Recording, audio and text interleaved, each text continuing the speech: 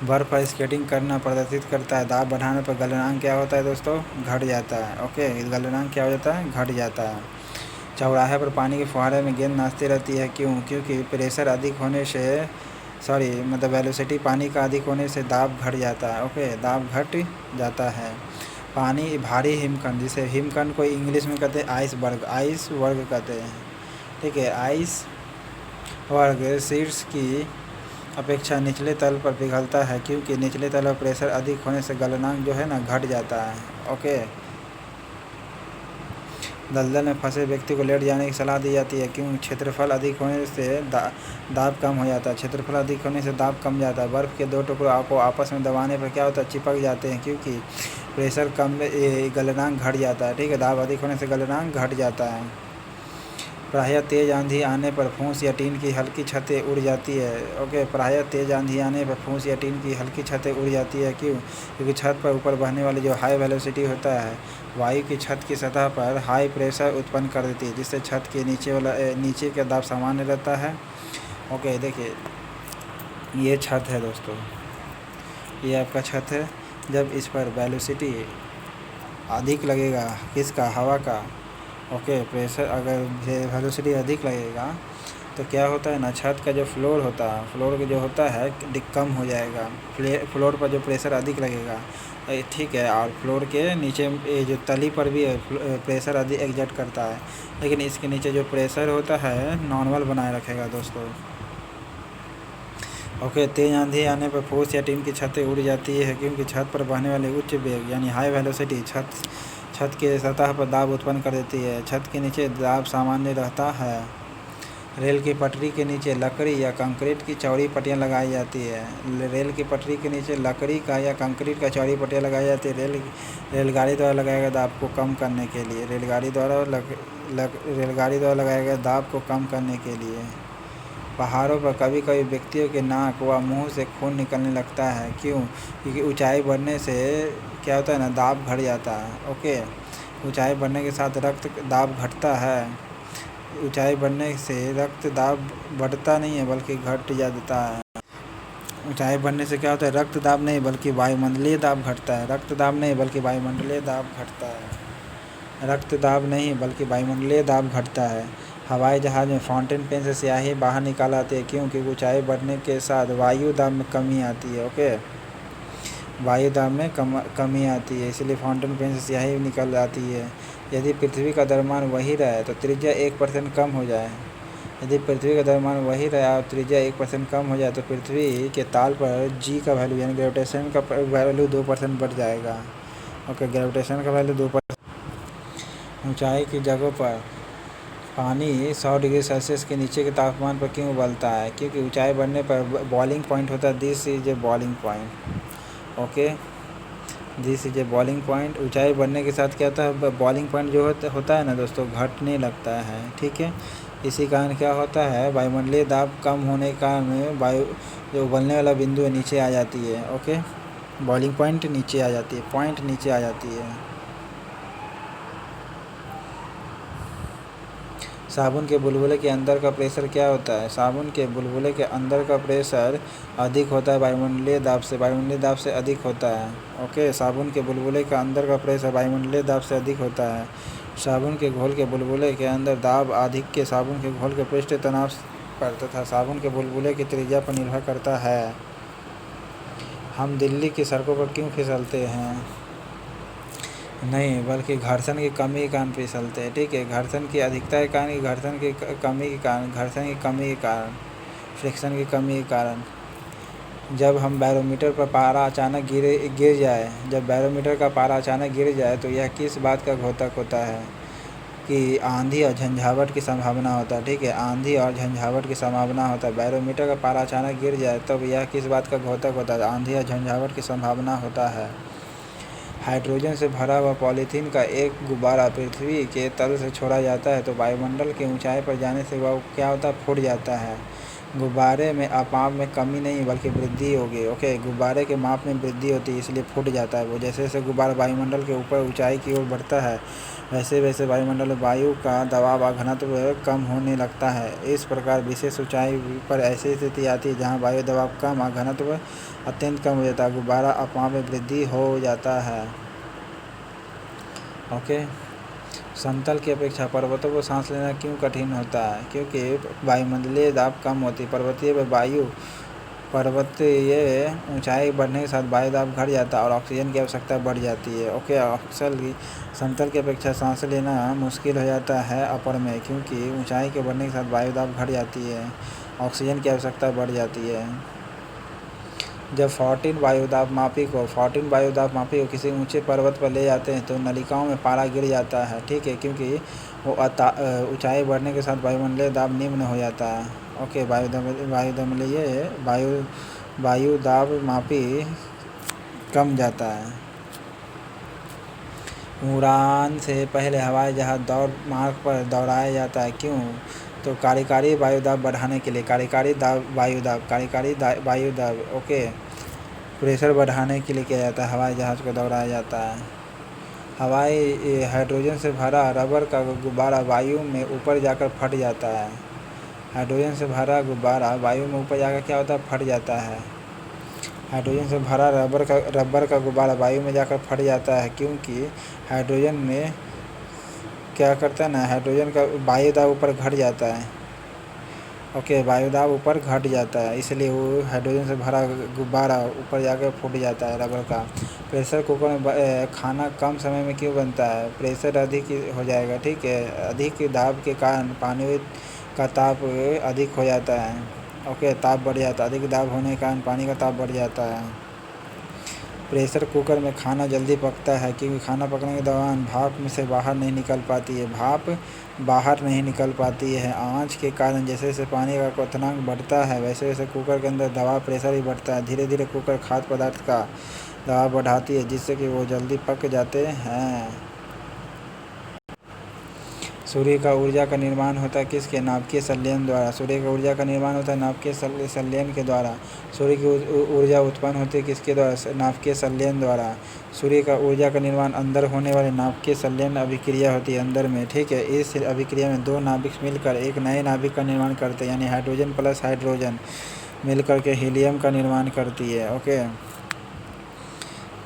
यही दो नाभिक है दोस्तों जो एक नाभिक का निर्माण करता है। नाभिक के द्रव्यमान के योग से कम होता है। ओके, ये द्रव्यमान कमी ऊर्जा में रूपांतरित हो जाता है। डायनोमो परिवर्तित करता है क्या?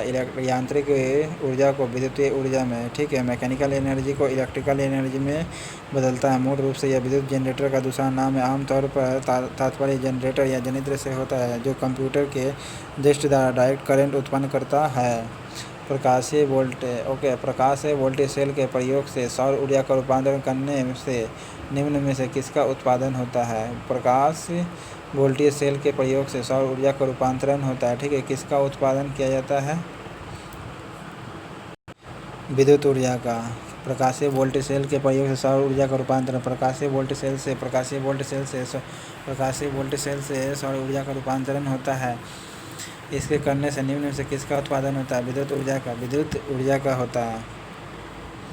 जब हम रबर के गद्दे वाले सीट पर बैठते हैं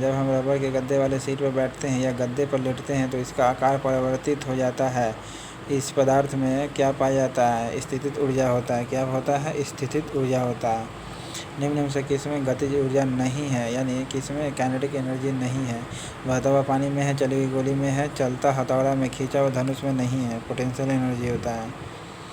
जब एक चल वस्तु की गति दुगनी हो जाती है तो उसका काइनेटिक एनर्जी 4 गुनी हो जाएगी। ओके, सीढ़ी पर चढ़ने में अधिक ऊर्जा खर्च होती है क्योंकि गुरुत्वाकर्षण के विरुद्ध कार्य करते हैं ना, इसीलिए अधिक एनर्जी का कार्य खर्च होता है। निम्न में से चढ़ते समय उतरते समय नहीं। इस नियम कथन को वैध ठहरता है कि द्रव्य का ना तो सृजन किया जा सकता है ना ही विनाश किया जा सकता है। यह किसका नियम है? ऊर्जा संरक्षण का नियम है। Okay, not created not destroyed energy. स्वचालित वाहनों में द्रव्य ब्रेकों को इस्तेमाल वस्तु किस नियम का सीधा अनुप्रयोग करते हैं? तो पास्कल का नियम। स्वचालित द्रव चालित वाहनों का ओके ब्रेकों का प्रयोग करते हैं किस नियम के सिद्धांत पर काम करता है? आर्किमिडीज का क्या सिद्धांत है दोस्तों? ज़रा कमेंट बॉक्स में बताइएगा। न्यूटन कूलिंग लॉ क्या है दोस्तों? ओके, न्यूटन कूलिंग लॉ आपको बता देता हूँ कि इन्वायरमेंटल का जो टेम्परेचर है ना, ओके, उन दोनों के डिफरेंस पर निर्भर करेगा। डिफरेंस ऑफ द टेम्परेचर पर निर्भर करता है एनर्जी। रेल की पटरियों अपने वक्रों पर किस कारण से बैंक की गई होती है? किस कारण से बैंक की गई होती है? कारण बताना। तो रेलगाड़ी के भार के क्षैतिज घटक से आवश्यकता विकेंद्रण बल को प्राप्त किया जा सकता है। ओके, इसीलिए बैंक की गई होती है। साइकिल चलाने वाले मोड़ लेते समय वह क्या होता है? झुकता है। गुरुत्व केंद्र के अंदर के आधार के अंदर बना रहे ताकि उसे गिरने से बचाया जा सके। वह झुकता है ताकि गुरुत्व केंद्र के आधार के अंदर बना रहे, उसे गिरने से बचाएगा। साइकिल चलाने वाले मोड़ लेते समय मुड़ता है ताकि गुरुत्व केंद्र आधार के अंदर बना रहे। कोई साइकिल सवार किस मोड़ में घूमता है तो वह क्या अंदर की ओर झुकता है? ओके, अंदर की ओर झुकता है। जब दूध को प्रबल ढंग से मथा जाता है, चियरिंग करते हैं तो क्रीम क्या होता है? अलग हो जाता है। Okay, this is a reason of the centrifugal force, यानी अपकेंद्री बल को सेंट्रीफ्यूगल फोर्स कहते हैं। ओके, अपकेंद्री बल जिसे सेंट्रीफ्यूगल फोर्स कहा जाता है, जिसके कारण गतिशील वस्तु में केंद्र के भागने की प्रवृत्ति होती है, यह आभासी बल होता है। ओके, सेंट्रीफ्यूगल फोर्स के समान और विपरीत दिशा में कार्य करता है। जब पानी की बाल्टी काफ़ी तेज़ी से उधर वृत्त में घुमाई जाती है तब पानी की बाल्टी उसकी उच्चतम स्थिति से भी नहीं गिरती है, क्योंकि अपकेंद्र बल बाहर के वजह पानी के वजन से अधिक हो जाता है। ठीक है, यानी सेंट्रीफ्यूगल फोर्स अधिक हो जाता है वाटर के वेट से। ओके, जब पानी बाल्टी तेज़ी से ऊर्ध्वाधर वृत्त में घुमाई जाती है ताकि तब पानी बाल्टी से उसकी उच्चतम स्थिति से भी नहीं गिरता है, क्योंकि सेंट्रीफ्यूगल फोर्स पानी के वजन से अधिक होता है। वॉशिंग मशीन का कार्य किस सिद्धांत पर काम करता है? तो ये भी काम करता है सेंट्रीफ्यूगल फोर्स के आधार पर ही काम करता है। वॉशिंग मशीन सेंट्रीफ्यूगल के फोर्स के आधार पर ही काम करता है। सेंट्रीफ्यूगल फोर्स पर ही काम करता है वॉशिंग मशीन। चंद्रमा पर वायुमंडल नहीं होने का कारण क्या है? चंद्रमा पर जो वायुमंडल इन्वायरमेंटल नहीं होने का कारण क्या है? इसके गैस अणुओं का जो पलायन वेग करने का जो स्क्वायर है वो लेस देन है मूल वेलोसिटी ऑफ द गैस का। तो ये होगा आपका आंसर। कौन एक रैखिक बल के संरक्षण के आधार पर कार्य करता है? रैखिक बल के संरक्षण के आधार पर जेट कार्य करता है। रैखिक बल के संरक्षण के आधार पर कार्य करता है जेट। Okay, jet.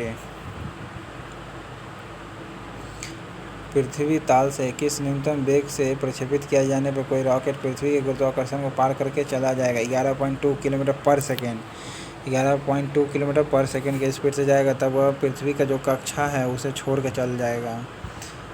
भू स्थिर यानी जियो स्टेशनरी सेटेलाइट का आवर्तकाल कितना होता है? 24 घंटा। जियो स्टेशनरी सेटेलाइट का टाइम पीरियड कितना? 24 घंटा होता है दोस्तों। ओके, यह वह दीर्घवृत्ताकार कक्षा जिसमें घूमने वाले पिंड का आवर्तकाल एक दिन में धरती के घूर्णन काल के बराबर 23 घंटा 56 मिनट 4 सेकंड होते हैं। यदि किसी पिंड को पृथ्वी से 11.2 किलोमीटर प्रति सेकंड के वेग से फेंका जाए तो पिंड क्या हो जाएगा? हमेशा के लिए बाहर चल जाएगा और पृथ्वी पर कभी नहीं लौटेगा, क्योंकि इसका मिनिमम वेलोसिटी इतना है कि जिससे कि अगर क्या हो जाए, इतना स्पीड से 11.2 किलोमीटर पर सेकंड बोल रहा है, 11.2 किलोमीटर अगर पर सेकंड के स्पीड से भेजेंगे तो कोई पिंड वापस नहीं आएगा। हाँ, इसको 11.1 हो जाएगा ना, तब ये वापस फिर से पृथ्वी पर आ जाएगा, लेकिन 11.2 किलोमीटर पर सेकंड होना चाहिए। वेग में फेंका जाए तो वह पिंड धरती की गुरुत्वाकर्षण शक्ति को पार करके धरती के इर्द गिर्द घूमने लग जाएगा 11.2 किलोमीटर प्रति सेकंड के, यानी जिसे एस्केप वेलोसिटी कहते हैं। यानी कि यह वेग जिसमें किसी पिंड को अंतरिक्ष में फेंका जाए तो वह धरती की गुरुत्वाकर्षण शक्ति को पार करके चला जाता है, लेकिन यह पिंड लगातार पृथ्वी पर गिरने की कोशिश में रहता है, लेकिन ये उस गुरुत्वाकर्षण को पार होने के कारण पृथ्वी के चारों ओर चक्कर काटने लगता है। जब एक पत्थर चांद की सतह से पृथ्वी पर लाया जाता है तो क्या होता है? मास उसका अपरिवर्तित रहेगा लेकिन वेट में बदल जाएगा। ठीक है, भार बदल जाएगा लेकिन द्रव्यमान नहीं। ओके, द्रव्यमान नहीं बदलेगा। बता दिए थे कि वेट बराबर क्या होता है? mg। ओके, मास चेंज नहीं कर सकता लेकिन वेट चेंज कर सकता है, क्योंकि ग्रेविटेशनल है ना, ग्रेविटेशन G/6 हो जाता है वो ऊपर। किसी लिफ्ट में बैठे व्यक्ति को अपना भार कब अधिक महसूस होगा? जब वह ऊपर की तरफ जाएगा तब, ऊपर की ओर जा रहे हो तब। ओके, जब त्वरित व्यक्ति के साथ समय अपना भार अधिक महसूस करेगा, जब लिफ्ट ऊपर की तरफ जा रहा हो, नीचे की तरफ आता तो वेटलेस महसूस करेगा। पृथ्वी के परितः घूमने वाले कृत्रिम उपग्रह से बाहर गिराई गई गेंद हमेशा उसी के कक्षा में ही समान आवर्तकाल के साथ उसी कक्षा में घूमती रहेगी, समान आवर्तकाल। अगर सेम टाइम पीरियड के साथ उसी सेल्स में क्या करेगा ना, सर्कुलेट होते रहेगा। एक लिफ्ट में किसी व्यक्ति का प्रत्यक्ष भार कम कब होता है? जब वह त्वरण के साथ नीचे आए। ओके, बता दिए थे दोस्तों। ऊपर जाएगा तो त्वरण के साथ क्या होगा? वेट अधिक होगा। ओके, जब अब लिफ्ट त्वरण गति से नीचे आती है तो लिफ्ट हमारे ऊपर आरोपित प्रतिक्रिया बल का मान वास्तविक भार से कम हो जाता है। किसी तुल्यकालिक उपग्रह की पृथ्वी की सतह से ऊंचाई लगभग कितनी होती है? तो कितनी होती है तुल्यकालिक उपग्रह का? लगभग 36,000 किलोमीटर। तुल्यकालिक उपग्रह यानी जियो स्टेशनरी सैटेलाइट की पृथ्वी की सतह से कितनी दूरी होती है? 36,000 किलोमीटर, 36,000 किलोमीटर। टेनिस की गेंद मैदान की अपेक्षा किसी पहाड़ी पर अधिक ऊंचाई उछलती है, क्यों? क्योंकि ऊपर प्रेशर कम होता है, इसलिए, यानी ग्रेविटेशन कम होता है ऊपर। पर्वतों पर पृथ्वी गुरुत्वीय त्वरण कम होता है। ओके, पर्वतों पर गुरुत्वीय त्वरण क्या होता है? कम होता है। यदि पृथ्वी का गुरुत्वाकर्षण बल अचानक लुप्त हो जाता है तो कौन सा परिणाम सही होगा? तो देखिए, वस्तु का भार वही रहेगा लेकिन द्रव्यमान भले भार जो बदल जाएगा, ओके, लेकिन द्रव्यमान वही रहेगा। ओके, द्रव्यमान भार जो है शून्य हो जाएगा लेकिन द्रव्यमान वही रहेगा। ओके, पृथ्वी का गुरुत्वाकर्षण अचानक लुप्त हो जाता है तो वस्तु का भार शून्य हो जाएगा परंतु द्रव्यमान वही रहेगा, किंतु भार W बराबर mg है। जी, ये हम देखते हैं कि जब कोई व्यक्ति पृथ्वी पर हो तो उसका द्रव्यमान वही रहेगा, चंद्रमा पर हो तो भी वही रहेगा, लेकिन उसका भार चंद्रमा पर उसके पृथ्वी के जो कि भार है उसका 1/6 होगा। पृथ्वी के गुरुत्वाकर्षण का कितना भाग चंद्रमा के गुरुत्वाकर्षण के नज़दीक है? 1/6।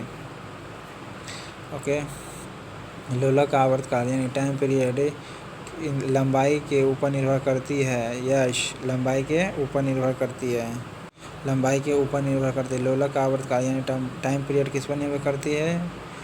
टाइम पीरियड लंबाई पर निर्भर करती है।